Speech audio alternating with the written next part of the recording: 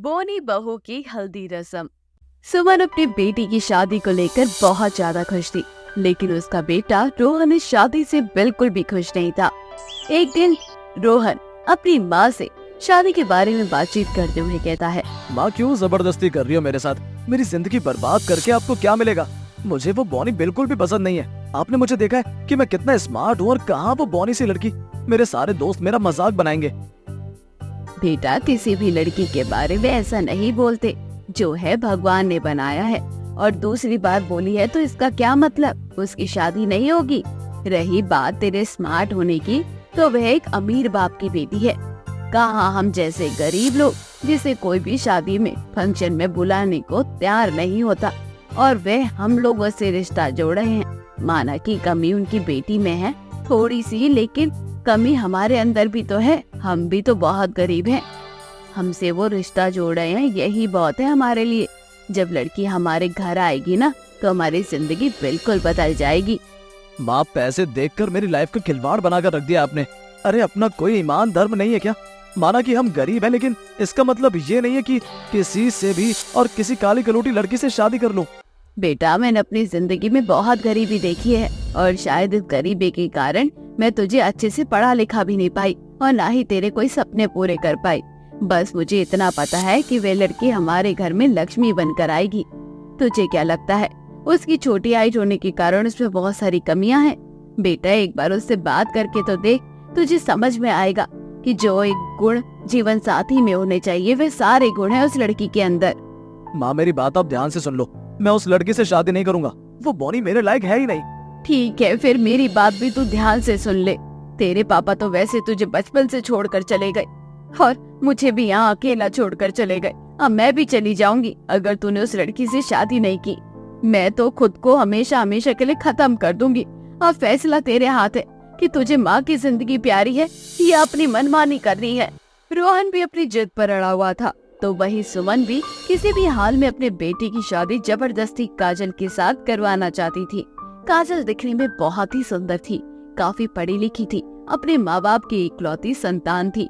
काजल के पास दौलत और शोहरत, किसी चीज की कोई कमी नहीं थी। भगवान ने उसे जरूरत से ज्यादा छोटी हाइट वाली लड़की बना दिया था, जिस वजह से हर कोई उसे शादी के लिए मना कर रहा था। सुमन और रोहन काफी गरीब थे। गरीबी के कारण सुमन काजल को अपनी बहू बनाने के लिए तैयार हो जाती है। ऐसे ही एक दिन सुमन काजल की माँ सविता को कॉल करती है और कहती है, अरे सविता बहन जी, मैं क्या कह रही थी कि शादी का दिन अब नजदीक आ रहा है, तो क्यों ना एक बार पंडित से मिलकर शादी ब्याह में जो छोटी मोटी रस्में हैं उसके लिए बढ़िया सा टाइम निकलवा लेते हैं, जैसे मेहंदी लगाने का टाइम और हल्दी का टाइम। हाँ हाँ बहन जी, क्यों नहीं। आप मुझे कल शाम को वैष्णो देवी मंदिर पर मिल जाना। वहाँ हमारे बहुत जाने माने पुराने पंडित हैं। एक बार उनसे इस बारे में बातचीत कर लेंगे। वे हमें बता देंगे कि हल्दी कितने बजे तक लग जानी चाहिए काजल को। हाँ हाँ क्यों नहीं, मैं कल आपको मंदिर ही मिलती हूँ। बहन जी आपसे एक बात पूछनी है। अब शादी का भी दिन नजदीक आ चुका है, लेकिन अभी तक रोहन बेटा काजल से बातचीत नहीं करता। मेरा मतलब है आजकल तो हर लड़की लड़का, चाहे लव मैरिज हो चाहे अरेंज हो, पहले से एक दूसरे से बातचीत करना शुरू कर देते हैं। अब बातचीत नहीं होगी तो ये दोनों एक दूसरे को जानेंगे कैसे? कहीं ऐसा तो नहीं कि रोहन इस शादी से खुश नहीं है? मेरा मतलब है कि आपको तो पता है ना मेरी बेटी में क्या कमी है। खबरदार बहन जी, दोबारा ये मत बोलना कि मेरी बहू में कोई कमी है। मेरी बहू में कोई कमी नहीं है। और रही बात रोहन की, वह शादी से खुश है या नहीं है, मैं आपको बता दूं, मेरा बेटा बहुत शर्मीला है। मैं उसे खुद बोलती हूँ कि बात कर ले, लेकिन वह शर्मा के भाग जाता है। और वैसे भी आप खुद सोचो, आजकल के बच्चे जबरदस्ती कहीं भी शादी करने के लिए तैयार होते ही कहाँ हैं। अगर वे शादी के लिए तैयार नहीं होता तो हल्दी मेहंदी रस्मों के बारे में बातचीत भी नहीं होती। हाँ आपकी बात तो ठीक है, आजकल के बच्चे बहुत शर्मीले हैं। चलिए ठीक है, हम कल मिलते हैं। ऐसे ही अगले दिन दोनों समदन मंदिर जाकर शादी की रस्मों का सही टाइम पंडित से पूछकर घर आ जाती हैं। कुछ दिन में अब जोर शोर से शादी की रस्मों की तैयारियां चल रही होती हैं। सुमन बहुत ज्यादा खुश थी। सुमन अपनी बहू के लिए स्पेशल ऑर्गेनिक हल्दी लेकर आती है और उसे अपने हाथों से कटोरे में बनाकर काजल के घर भिजवाने के लिए जाती है। यहाँ वहाँ भाग दौड़ करते करते सुमन की तबीयत भी खराब हो जाती है। लेकिन वे फिर भी शादी की रस्मों में लगी हुई थी। अचानक से सुमन को चक्कर आ जाता है। वे सीढ़ियों से नीचे गिर जाती है, जिस वजह से सुमन के सिर में बहुत ज्यादा चोट आई है और बहुत सारा खून निकलता है। यह सब देखकर रोहन अपनी माँ को अस्पताल में एडमिट कर देता है। सुमन के सर से बहुत ज्यादा खून निकल रहा था। तभी डॉक्टर रोहन से कहते हैं, जी देखिए, पेशेंट की हालत बहुत ज्यादा क्रिटिकल है, क्योंकि उनके सर से बहुत ज्यादा खून निकल चुका है। ऊपर से बढ़ती उम्र के साथ साथ शरीर में बहुत कमजोरी है। आपको कहीं से भी अपनी माँ के लिए ब्लड लाना पड़ेगा, क्योंकि ओ पॉजिटिव ब्लड ग्रुप हमारे हॉस्पिटल में उपलब्ध नहीं है। हमने आसपास के जितने भी ब्लड बैंक थे वहाँ पर कोशिश करके देख लिया है, वहाँ पर भी नहीं है। एक बार आप अपने किसी रिश्तेदार वगैरह से पूछ लो, अगर किसी का ब्लड ओ पॉजिटिव हो तो हम आपकी माँ की जान बचा सकते हैं। रोहन अपनी माँ की हालत देखकर बहुत परेशान हो जाता है। वह बहुत अकेला महसूस कर रहा था। खुद को यहाँ वहाँ अपनी माँ के लिए खून तलाशने लगता है। जब ये बात काजल की फैमिली को पता लगती है तो वे सब हॉस्पिटल आ जाते हैं। काजल का ब्लड ग्रुप ओ पॉजिटिव था और काजल अपनी सास को बचाने के लिए अपने शरीर से उसे खून दे देती है। थोड़ी देर में सुमन को होश आ जाता है। सुमन अपनी बहू से बहुत खुश होती है। कहीं न कहीं रोहन को भी बहुत शर्मिंदगी महसूस होती है कि उसने काजल के बारे में बहुत बुरा भला कहा। तभी काजल अपनी सास से कहती है, माँ जी, आपको बिल्कुल भी चिंता करने की जरूरत नहीं है। जब तक मैं आपके साथ हूँ ना, आपको कुछ नहीं होगा। बहुत खुशकिस्मत हूँ मैं जो ऐसी बेटी मिली है। लेकिन मुझे माफ करना काजल बेटा, मेरी वजह से तेरी हल्दी की रस्म खराब हो गई है, वरना आज तेरी हल्दी पूरी हो जाती। हल्दी तो वैसे भी पूरी हो जाएगी माँ जी। ये देखो, मैं हल्दी लेकर आई हूँ। आप सबसे पहले अपने हाथों से मुझे हल्दी लगा दीजिए। तभी वहाँ रोहन आता है और रोहन अपनी माँ से कहता है, हाँ माँ, लगा दो अपनी होने वाली बहू को अपने हाथों से हल्दी, क्योंकि शादी तो हमारी होकर ही रहेगी।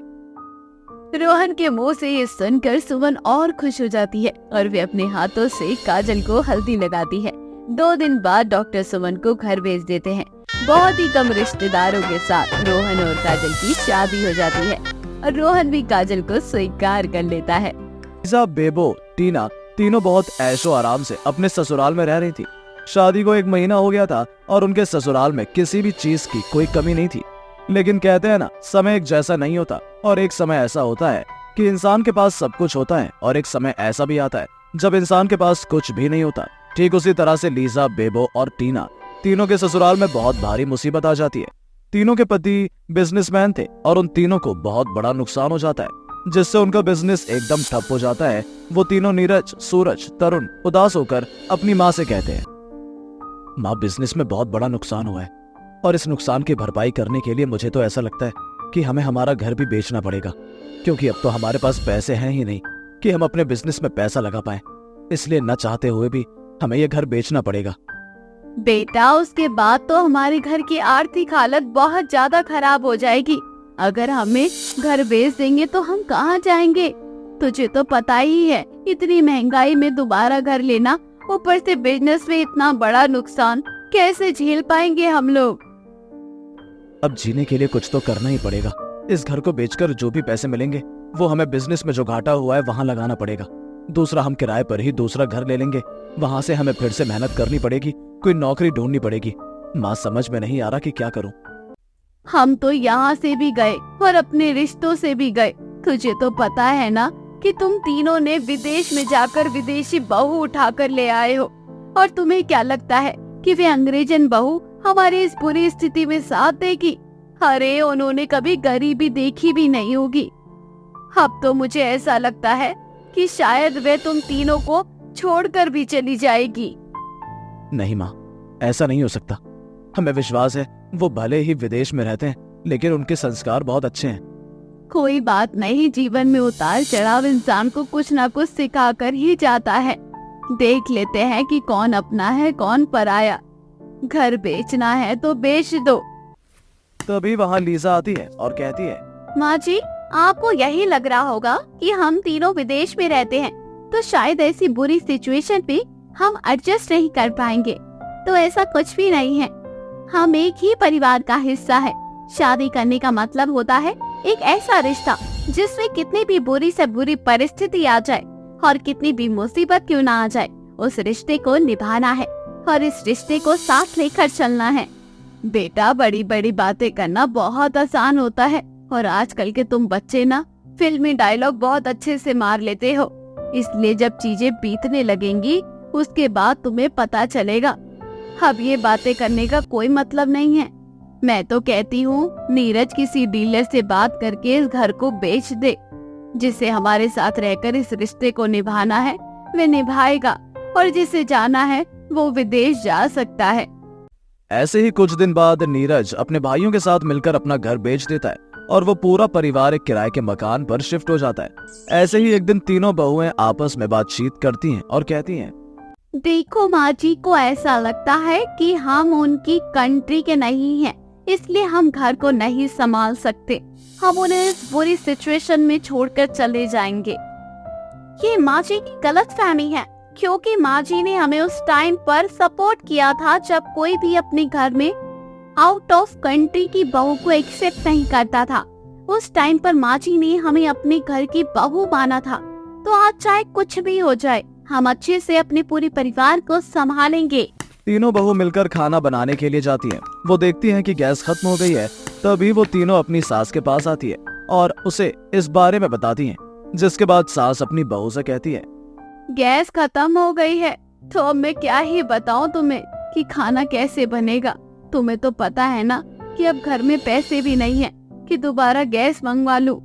मैं तुम्हें सच में कहती हूँ कि हम सब रात को खाना खाए तो चूल्हे पर ही खाना बनाना शुरू कर दे।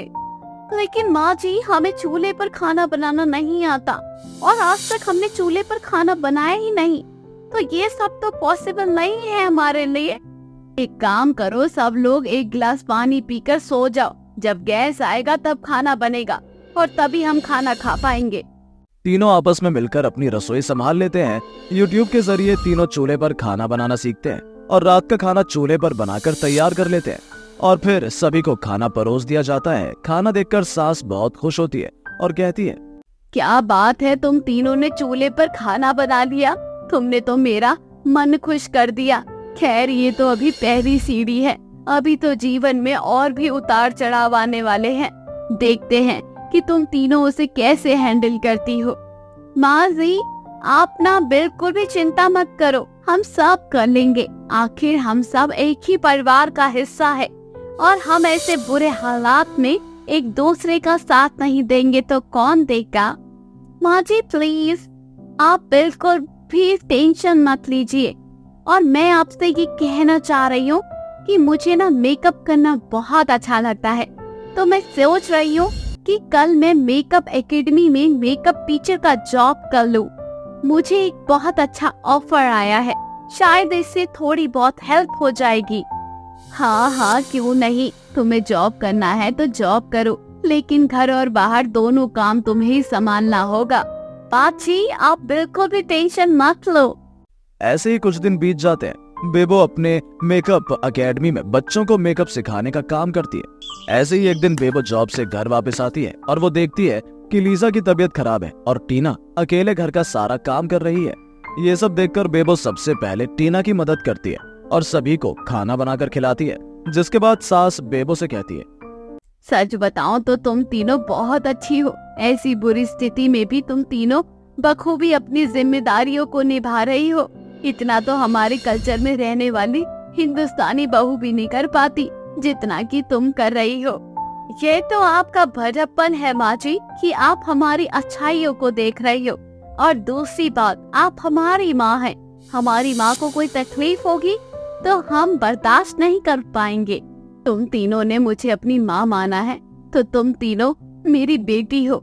और ये सब कुछ जो भी था मैं सिर्फ एक परीक्षा थी तुम तीनों की। मैं देखना चाहती थी कि तुम तीनों मेरी परीक्षा में खरी उतरती हो या नहीं। दरअसल हमारा बिजनेस में कोई घाटा नहीं हुआ है, वे सिर्फ तुम्हें परखने का एक जरिया था और तुम उसमें सफल हुई हो। इसलिए कल हम फिर से अपने घर में शिफ्ट हो जाएंगे।